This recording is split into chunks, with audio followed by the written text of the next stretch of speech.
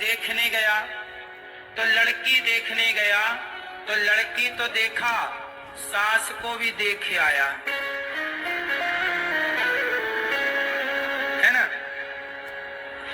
और शादी 16 तारीख की निकली आज की, आज 16 है, आज की शादी थी बेचारी की। लड़की तैयारी कर रही है मेरा ब्याह, लेकिन लड़की अपने पति के संग जाए उसके पहले लड़की के पति के संग लड़की की माँ मतलब दामाद के संग सास भाग गई। ले, अपनी बेटी का ब्याह जिससे तय किया उस पे दिल आ गया। ये चल रहा है संसार में। बोलो हाँ। अब वो लड़की रो रही है। अब वो रोए किस बात के लिए? माँ भाग गई इस बात के लिए रोए कि मेरे पति पर मेरी माँ ने कब्जा कर लिया, इस बात के लिए रोए कि मेरा ब्याह नहीं होने दिया, इसके लिए रोए। वो लड़की बेचारी परेशान है। वो रोए किसके लिए? बोलो किसके लिए रोए? वो उसका क्या कसूर था? और सुनो, लड़की के लिए जो जेवर बनवाए वो लेके भाग गई। देखो सासों को क्या सूझ रहा है। सोचो, बेटी का ब्याह जिससे होना था उस लड़के के संग भाग गई, हद कर दी। अब बताओ कि इन स्त्रियों से और इन लड़कों से समाज क्या सीखेगी? क्या सीखेगा उनका परिवार? क्या सीखेगा उनका गांव? क्या सीखेगा समाज? इसलिए कोई भी कार्य करने के पहले ये सोचिए कि आप भले अपनी गली मोहल्ले में कोई काम करते हैं, पर वो काम का प्रभाव सारे समाज में, देश में पड़ता है। आज ये घटना जो सास अपने दामाद के संग भाग गई, ये घटना सबको पता चल गई, जबकि वो एक छोटे से गांव की घटना थी। आज के जमाने में थोड़ी कुछ छिपा है, सोशल मीडिया का जमाना है। आदमी 4 किलोमीटर नहीं पहुंच पाता, लाखों किलोमीटर उनकी बातें पहुंच जाती हैं। इसलिए बिना विचारे जो करे सो पाछे पछताए, और काम बिगाड़े आपनो, जग में होत हंसाए। इससे क्या मैसेज मिला?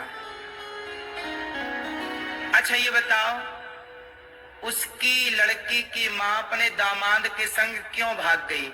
इस क्यों का उत्तर आप लोग दो। क्यों भाग गई? काय के लिए भागी? बोलो, काय के लिए भागी? क्यों भागी? क्योंकि वो महिला और वो लड़का दोनों धर्म को नहीं जानते थे। यदि धर्म को जानते तो वो लड़की की माँ ये सोचती कि ये मेरी लड़की का होने वाला पति है, ये मेरे पुत्र के समान है। वो दामाद के संग नहीं भागी, वो अपने बेटे के संग भाग गई। दामाद क्या है? दामाद क्या है? वो अपने बेटे के संग क्यों भाग गई? क्योंकि वो धर्म का ज्ञान, धर्म नहीं जानती। इसलिए कहता हूं, अपनी बेटी अपने बेटे को धर्म का पाठ पढ़ाओ। धर्म पढ़ना जरूरी है और यही तो धर्म है। उस लड़के ने काश पाठ पढ़ा होता कि ये तो मेरी माँ है। सास तो माँ होती है। बोलो, अब इस माँ बेटे के रिश्ते में जरा भी दोष आना पाप है कि नहीं? स्पर्श करना तो पाप है साहब, सोचना भी पाप है या नहीं? लेकिन ना तो उस लड़के ने सोचा, ना तो उस लड़की की माँ ने सोचा। और काहे भाग गई? अपनी वासनाओं के लिए। क्या था? इस बुढ़ापे में भी उसकी वासनाएं पूरी नहीं हुई तो भाग गई जवान लड़के के संग। आजकल आदमी इतना वासनाओं में डूबा हुआ है काम से कल ही मैंने कहा था, अंधे कितने तरह के होते हैं। कामांध, जब काम सिर पर चढ़ता है, वासनाएं, तो व्यक्ति अंधा हो जाता है। इसलिए कहता हूँ, अंधे मत होइए, अपने आप को सत्संग से जोड़ करके और अपने अंदर की बुराइयों को मारिए। मारना है, आपका कोई दुश्मन है। अब बताओ, अपने भीतर की वासनाओं के लिए अपनी बेटी के पति के संग भाग गई, तो वासनाओं को कंट्रोल किया होता, मार दिया होता अपनी इच्छाओं को, तो इस कलंक से बच जाती कि नहीं। अब वो भाग कर कहां जाएगी, वो भाग कर कहां जाएगी, पकड़ी जाएगी, क्या मुंह दिखा पाएगी। यहां भी बिगड़ गया उसका, रहेगी तो किस मुंह से रहेगी। लोक भी बिगड़ गया और मरेगी तो यमराज जी बड़ा डंडा रखे होंगे उसके लिए।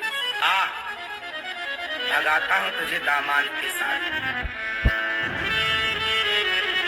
टिनपा पड़ेंगे उसके खोपड़ी पे, कोड़े पड़ेंगे, नाली का कीड़ा बनेगी कई जन्म, कर्म दंड तो भोगने पड़ेंगे। देखो, पाप भी ना वही पाप करो जो पाप थोड़ा ठीक ठाक हो।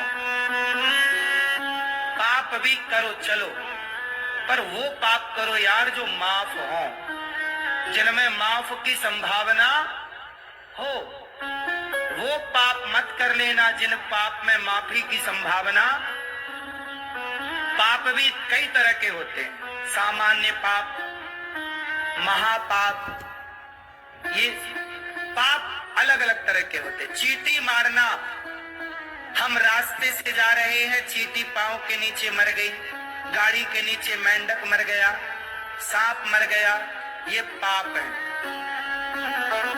पर ये पाप भी चलो, ये पाप हमने मारना नहीं चाहा, चींटी मर गई, ये पाप माफ हो जाएंगे कि चलो तुम्हारी इच्छा नहीं थी पर पाप हो गया। हमने जानकर झूठ नहीं बोला पर झूठ भूल गया, चलो ये सब सामान्य पाप है, ठीक है। लेकिन ये पाप क्षमा ना होगा कि तुम अपनी जवान बेटी को छोड़कर, बच्चों को छोड़कर इस बुढ़ापे में तुम किसी के संग भाग जाओ। तुमने धोखा अपने बच्चों को दिया, तुमने धोखा अपने पति को दिया, वो पति को भी जो तुमने धोखा दे दिया, तुमने अपने बच्चों को धोखा दे दिया। अब तुम्हें कौन कौन माफ करेगा। इसलिए ये बड़ा पाप है, इसकी कोई माफी भी नहीं है, भोगना ही पड़ेगा। फिर यही लोग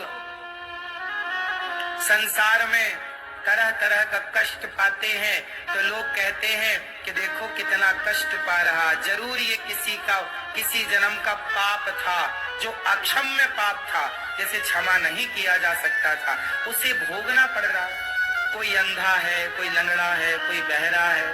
आप लोग चप्पल पांव में पहनकर चलते हो, कुछ लोग चप्पल हाथ में पहन के घिसटते हैं। क्या है ये, क्या लगता है तुम्हें? ये सब पाप का परिणाम है, भोगना सबको पड़ता है।